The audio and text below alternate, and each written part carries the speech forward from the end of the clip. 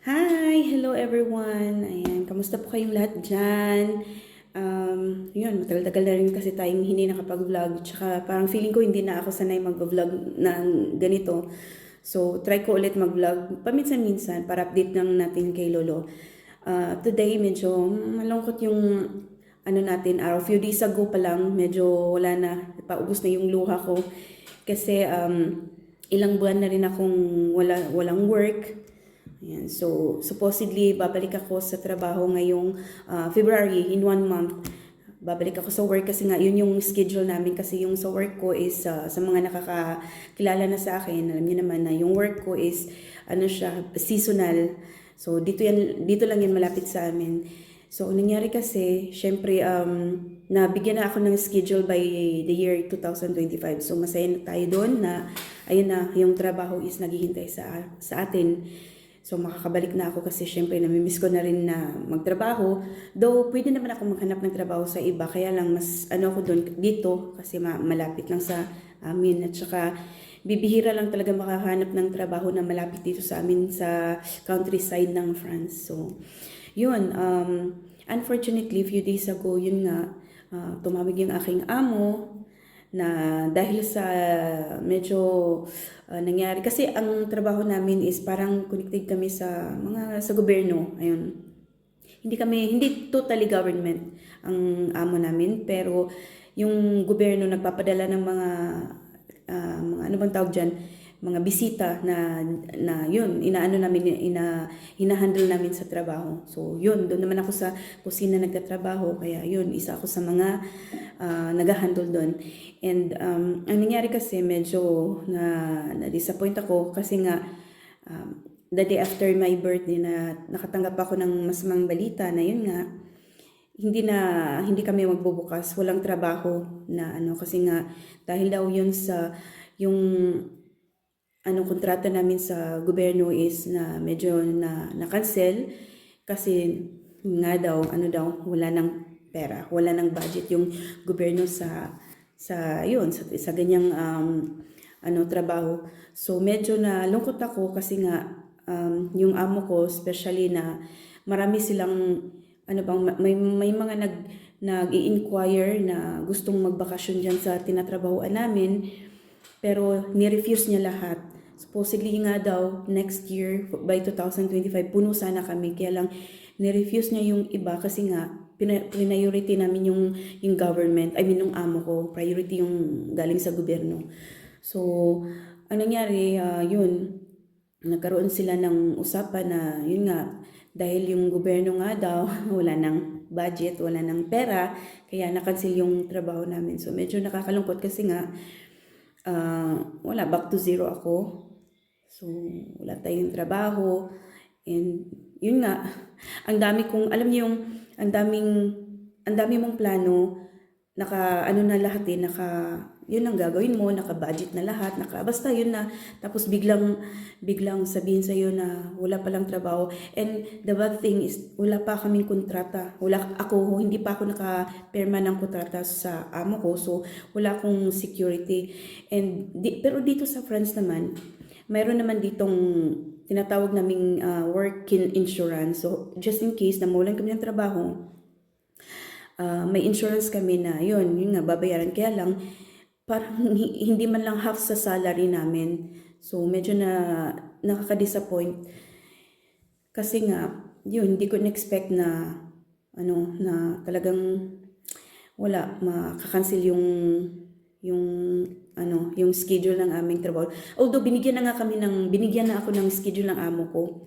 Naka-schedule na lahat kung anong petsa mag-start, kung ilan yung mga bata, basta yun na lahat sana naka-planning na lahat.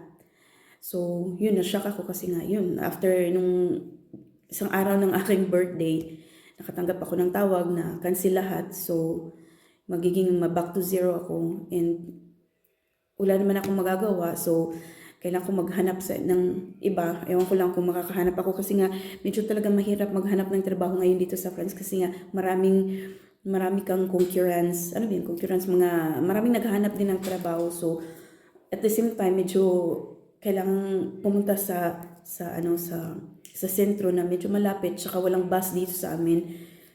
Medyo, ano talaga yung utak ko dyan. Parang na-shock ako na ang sama naman ng ending ng 2024 sa akin. Grabe. Tsaka nakakalungkot guys, pati din mga kasamahan ko sa work kasi may mga siguro 5 akong kasamahan na dapat din babalik din sila. Same sa date pizza na magbalik ako sa work. At saka yung worst part sa kanila is sabi nila nagbakasyon na sila, alam niyo yung nag-spend na sila ng money kasi alam nilang may trabaho nang darating. Pero yun nga yung sabi nila, syempre may kasabihan tayong huwag munang bilangin yung chicks, yung yung manok or ano bang tawag diyan, yung itik or whatsoever pag hindi pa napisa yung pag hindi pa nabiak yung itlog. Nako, parang ako talaga as in, grabe the first day na narinig ko yung balita na sinabi sa akin ng amo ko na Josephine, cancel lahat ang trabaho. Para akong nabalian or pinutulan ng ng dalawang paa. Parang iyak ako ng iyak kasi nga yun, syempre naka-schedule at super excited akong bumalik sa trabaho talaga. Napaka-excited ako na iniisip ko ganitong gagawin ko at saka talaga. Ako ba? Nakakashock talaga na na biglang ganitong mangyayari kasi nga syempre at saka hindi naman kami pwedeng mag-gobyerno hindi namin pwedeng i-complain yun sa government, sila din yung nag-aano dyan so yun ang kaanuhan talaga. Kaya yung trabaho ko kasi hindi ako regular, I mean yung kontrata ko dito sa France sinatawag siyang CDD, parang siya contractual, ayan tawag dyan dito sa amin. Hindi ako yung regular na for life na, kasi pag regular sana yung may perma ako or may kontrata ako regular, kung sakasakali man yung amo ko wala nang mga guest, tuloy pa rin yung trabaho ko or yung sweldo ko. So yun ang nakakalungkot doon, walang security pag mga ganyan. Pero yun nga, medyo tayo doon, disappoint talaga, super disappoint. Talagang imagine magtuto 2025 na tapos ganito yung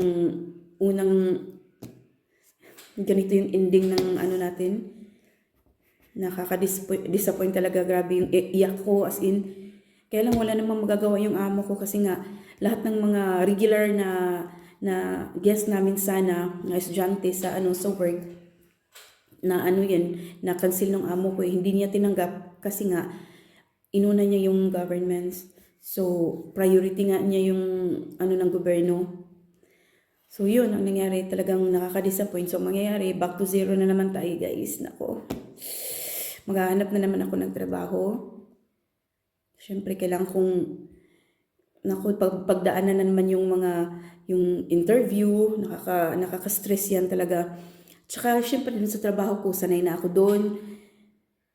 Maganda yung pasahod sa akin, malapit sa amin, lahat ng advantage talaga andun. So, ngayon na wala, na-cancel lahat, back to zero ako, kailangan ko maghanap ng iba, hindi ko lang alam kung saan, hindi ko alam kung magkanong, ang dami kong... So, ayun guys, yun muna ang pa-update natin sa akin dito. So, syempre, medyo tagal-tagal na rin akong hindi nag-vlog kasi nga medyo...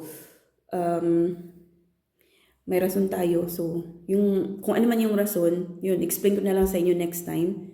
Pero ito lang, medyo ma-vlog ko siya kasi nga, nag-mixed yung emotion ko na parang disappointed ako, nalungkot, lahat na, talagang halos everyday, every night, umiiyak ako kasi nga, ba't naman nagkaganito? Ba't ganitong, in 1 month, babalik na sana sa work Diba? Ay, naku, ewan ko lang. So anyway guys, hanggang dito na lang muna sa gustong mag-update sa akin, sa anong ba nangyari sa akin. So yun ganitong sitwasyon ang kailangan kong pagdaanan at kailangan kong ma-overcome. So we'll see next time kung anong magiging talaga ng pa yung mata ko sa kakaiyak ko. So anyway, thank you guys sa mga nakikinig At we'll see. Thank you. Bye.